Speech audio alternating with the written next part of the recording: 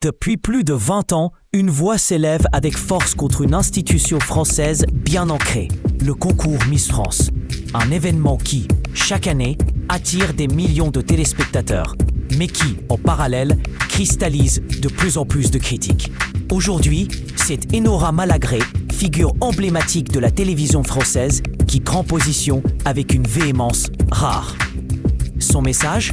Il est grand temps de mettre fin à ce concours qu'elle qualifie d'archaïque, sexiste et profondément dégradant. Avant d'entrer dans le vif du sujet, si vous êtes passionné par les coulisses du showbiz, les débats qui secouent la société et les grandes figures médiatiques, n'oubliez pas de vous abonner à notre chaîne pour ne rien manquer de l'actualité des célébrités et des polémiques qui font vibrer la France. Entrons dans le détail. Le concours Miss France, c'est un rituel annuel depuis des décennies. Pour 2025, la cérémonie se tiendra au Zénith d'Amiens, le samedi 6 décembre, retransmise en direct sur TF1 avec Jean-Pierre Foucault à la présentation. Une présence rassurante pour les fidèles qui connaissent cet animateur comme la voix historique du concours depuis 30 ans. Malgré des audiences solides, la popularité de Miss France est aujourd'hui mise à mal par une contestation grandissante. Parmi les critiques les plus virulentes, le collectif féministe Oser le féminisme dénonce un concours qui réduit les femmes à leur aspect physique, un spectacle anachronique qui perpétue l'image rétrograde de la femme comme bonne à marier. Ces mots résonnent fort, mais la controverse ne s'arrête pas là. Enora Malagré, elle-même issue du monde du petit écran, a choisi de faire entendre sa voix avec une franchise qui ne laisse aucun doute sur sa position.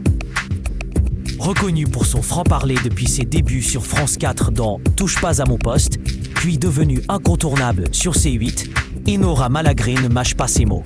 Dans une interview récente sur RMC et Evenc Story, elle a déclaré « Ça fait 20 ans que je réclame la suppression de ce concours agricole pour les femmes, que je trouve honteux, qui hyper-objectivise la femme d'ailleurs. » Un constat brutal, qui reflète une colère profonde et une frustration accumulée depuis longtemps.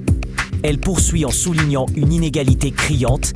Il y avait un moment des Mister France, mais ça n'a jamais marché. Et pourquoi ? Parce qu'on s'en fout. On n'hyper-objectise pas le corps des hommes parce qu'on ne l'hypersexualise pas. Cette remarque met en lumière un double standard persistant dans les médias et la société. La sexualisation du corps féminin est systématique, tandis que le corps masculin échappe largement à cette objectification. Face à cette prise de position, certains défendent encore le concours, insistant sur son rôle fédérateur et culturel. Estelle Denis et Jacques Legros, par exemple, ont tenté de justifier la continuité de Miss France en rappelant l'attachement des régions à cet événement. Mais Enora Malagré ne se laisse pas convaincre. « Je trouve ça tellement dégradant », affirme-t-elle avec force. Elle balaie d'un revers les arguments traditionnels. Ce sont nos régions. Oui, enfin, dans ce cas-là, on n'a qu'à juger du sauciflard. Non, vraiment, ça n'est pas passé. Elle insiste aussi sur le manque de diversité dans la sélection des candidates. Contrairement à ce qui est parfois avancé, le concours n'est ni ouvert à toutes les femmes, ni représentatif de la société française d'aujourd'hui. Il n'y a pas de femmes de 60 ans.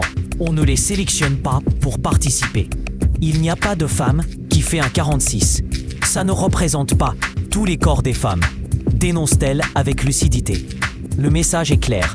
Miss France promeut un idéal unique, souvent inaccessible, éloigné de la réalité corporelle de la majorité des femmes. Cette critique va plus loin, touchant à l'essence même du concours. Enora Malagré s'interroge sur le message que cette compétition véhicule aux plus jeunes générations. Les femmes qu'on voit, qui sont toutes divines, ne sont pas représentatives de la société française. Et à quel moment on continue de juger les femmes sur leur apparence, s'exclame-t-elle. Pour elle, faire défiler des femmes en culotte sur scène n'est pas un divertissement innocent, mais une mise en scène qui réduit la valeur d'une femme à son apparence physique. Et le danger, selon elle, est que ce spectacle inculque aux petites filles une idée fausse et toxique. Tu vaux le coup si tu es plus jolie que ta voisine. Une injonction sociale qui résonne comme un retour en arrière.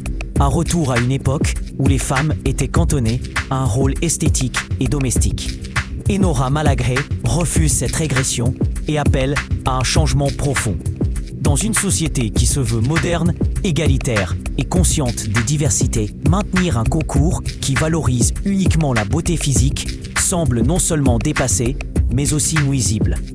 Le débat dépasse largement le simple divertissement télévisuel. Il touche à la question du respect des femmes, de la lutte contre les stéréotypes et de l'évolution des mentalités. Il est intéressant de noter que ce combat pour la suppression de Miss France ne date pas d'hier. Enora Malagré elle-même affirme qu'elle milite depuis 2 décennies contre ce concours. Cette longévité dans la contestation illustre combien le sujet est sensible, ancré dans des traditions difficiles à faire évoluer. Pourtant, malgré ces critiques, le concours Miss France continue d'attirer un large public, preuve que son aura reste intacte. Mais ce paradoxe met en lumière un clivage profond au sein de la société française. D'un côté, ceux qui voient dans Miss France un symbole d'unité régionale, un spectacle familial et un tremplin pour les jeunes femmes. De l'autre, ceux qui dénoncent une institution figée dans des codes dépassés, qui enferme les femmes dans un rôle d'objet à admirer. Cette controverse soulève aussi la question des évolutions possibles. Peut-on réformer Miss France pour le rendre plus inclusif, plus respectueux, moins centré sur l'apparence? Ou faut-il envisager sa suppression pure et simple? Enora Malagré penche clairement pour cette dernière option. Elle ne voit pas à une simple adaptation. Pour elle, le concours est un vestige d'une époque révolue, incompatible avec les valeurs actuelles. Dans ce débat, la parole d'Enora Malagré fait écho à d'autres voix féminines engagées qui réclament une véritable révolution culturelle autour de l'image des femmes dans les médias. Au-delà du concours, c'est toute la question de la représentation féminine qui est posée. Comment créer des espaces où les femmes sont valorisées pour leur personnalité, leurs compétences, leurs idées et non seulement pour leur apparence? Le combat d'Enora Malagré s'inscrit dans cette dynamique. Elle utilise sa notoriété et sa plateforme médiatique pour dénoncer ce qu'elle considère comme une injustice persistante. Son engagement rappelle que les débats sur les stéréotypes de genre, la sexualisation du corps féminin et l'égalité des sexes sont loin d'être clos.